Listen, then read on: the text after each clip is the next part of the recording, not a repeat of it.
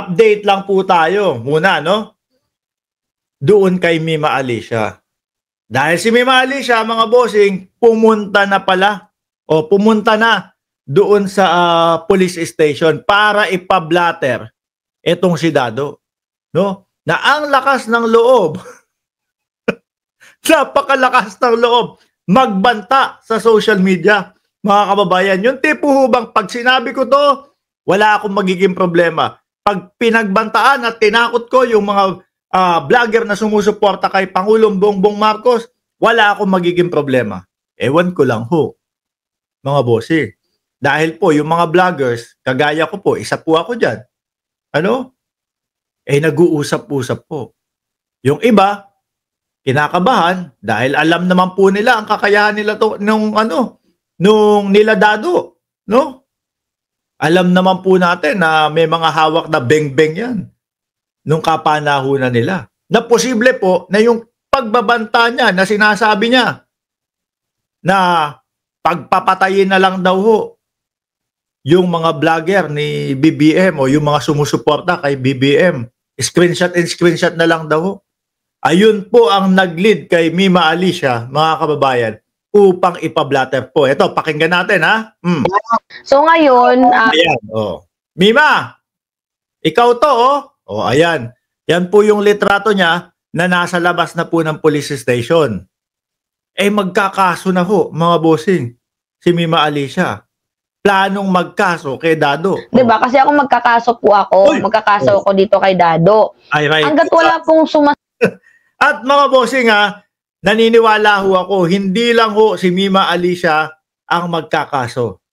Meron pa pong mga ibang mga vlogger, no, na nangangamba sa kanilang buhay at kakasuhan din po si Dado.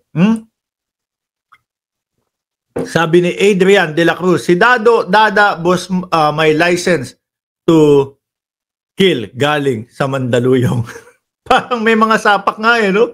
O game. Sample dyan, hindi talaga titigil yung animal na yan. So ngayon, napagdesisyonan ko po at ng aking mga lawyers, pinayuhan din naman nila ako kasi wala naman daw nga talagang minention na pangalan. So yung advice nila sa akin is blatter lang. Pero mga kababayan, walang minention na pangalan. Pero alam naman po natin kung sino-sino po yung mga vloggers na sumusuporta kay Pangulong Bongbong Marcos. At isa na nga po dyan, mga bossing, no? Yung si Amigo ng Bayan. Na ano po ang nangyari? Sinasabi hinold up, sinasabi ganun, na hindi po napag-uusapan niya yun. Siguro, nakapokus na sila doon sa hinold up. Pero pag titignan nyo po at pagsasalubungin, yung pangyayari at yung mga sinasabi ni Amigo ng Bayan, na ako ay sumusuporta na kay Pangulong Bongbong Marcos. At yung sinasabi ni Dado, mga bossing, na sabi daw po nung grupo nila, screenshot na lang daw yung mga BBM vloggers. Tapos, tetegihin daw ho nila. Ano, masisisi nyo ba ang sambayan ng Pilipino at yung mga vlogger na sumusuporta kay Pangulong Bongbong Marcos kung ganyan yung naririnig namin? Galing po sa kanila? Naturally, isipin namin, nako, ako na ang susunod. Baka ako na ang isunod nitong pagbantaan. Pero tayo ho, mga kababayan, umaga, paggising ko, nagigising ako, alas 5 na madaling araw. Check ko yung cellphone ko. Mark Ramos, huwag kang lalabas ng bahay ninyo. May kalalagyan ka. Itutulog ko lang ho yun. No? Sabi ni Abs Datu, Sir Mark, penge ng whey protein. Aba, meron ako dito. Pagka nauwi ako ng Pilipinas, i-message mo ako. Bibigyan kita ng whey protein. Huwag kang mag-alala dyan. Pag nauwi ako hindi ako nangangako agad-agad. Matagal pa ako uwi. Di ba? Umaga pa lang, nakaka-receive na kami ng mga ganyan No? Pero syempre, huwag tayong papakampante. Binabantaan na po Binabantaan. Dapat po ito, fokusan ng mga otoridad, mga bossing. Bigyan pansin ng otoridad. Nagbabantaan na po, buhay ng tao ang pinagbabantaan ni Dado.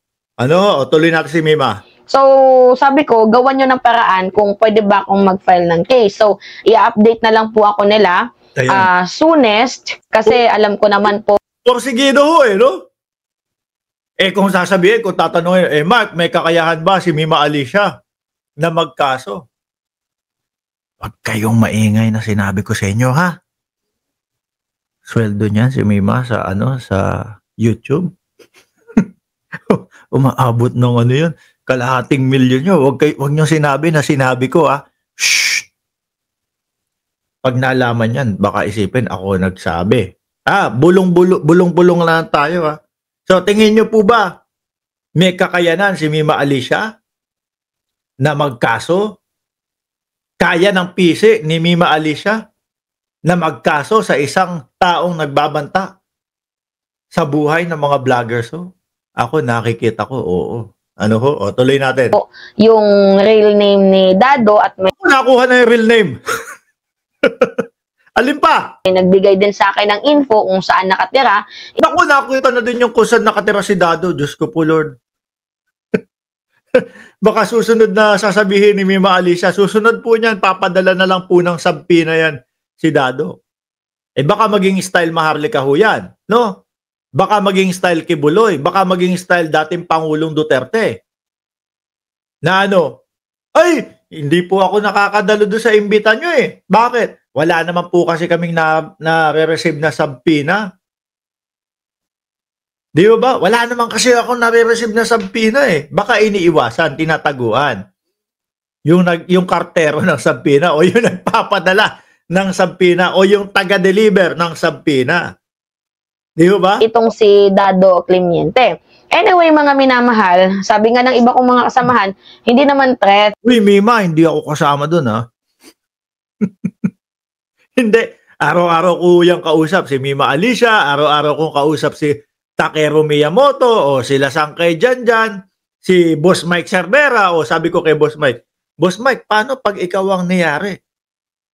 Sabi sa akin, alam mo naman kung ano sagot dyan. Ano? Yung bulletproof na na Land Cruiser ni Boss Mike Cervera. Baka kahit batuhan mo pahuyo ng Atis. Alam niyo yung Atis? O yun. Basta hindi ko nababanggitin. Baka maano tayo ni YouTube. Yung nasa loob, buhay pa din ho di ba? Kasi ang akala ho nitong sila Dado, mga bossing, pag nagsalita ho na sila ng gano'n na, iisa-isahin, papatay namin kayo. Screenshot na lang ang labanan namin sa inyo. Akala nila, aatras na ang nagiging itsura lang ho nila, mga kababayan. Nagmumukha ho silang clown sa amin. Nagmumukha ho lang silang clown sa amin, katatawanan lang ho, mga bossing. Dahil kung sakali, yung sinasabi niya na pag tetegihin nila daw po, uubusin daw po yung mga BBM vlogger, kahit papaano naman po, may mga sagigilid, may mga nasa gilid na naman din po kami, na handa na ipagtanggol ho kami. Di ba? Mima, tuloy mo. Yung si Dado, hindi nga pinansin ng administrasyon, di ba? Yung kanyang pagbabanta. Ang problema kasi, ang tapang niya kasi, parang siguro sinasabi ng administrasyon, kasi pag pinatulan natin yan, para lang tayong pumatol sa Metopak Parang Metopak Di ba? Sabi ni Leo, Boss Mark, huwag nang hagisan ng Atis. Yun na lang pinya para kingdom come sila. Tuloy. Diba? Magsalita, yung parang tipong wala siyang kinakatakutan. Now, sige, tingnan natin, 'di ba? Kasi parang nanghahamon siya Biruin niyo, ito yung kanyang binitawang salita Iparinig ko sa inyo, mga minamahal, at kayo panigurado ho yan, kabisado ni Mima Alicia yan. Bakit to? Syempre pupunta ho yan, magpapablatter sa police station, ilalathala niya o sasabihin niya, kung ano ba sinabi sa iyo ng tao na yun, bakit irereklamo mo sa amin? Bakit mo ipapablatter sa amin? Di ho ba? O kabisado ni Mima yan. Game. Yun na po ang humusga. Wait lang ha.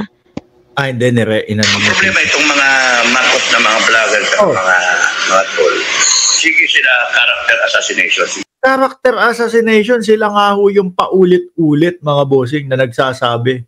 No? Sila ho yung paulit-ulit na naninira po sa katauhan ng ating presidente na wala ho lahat ebidensya yung mga pinagsasasabi nila.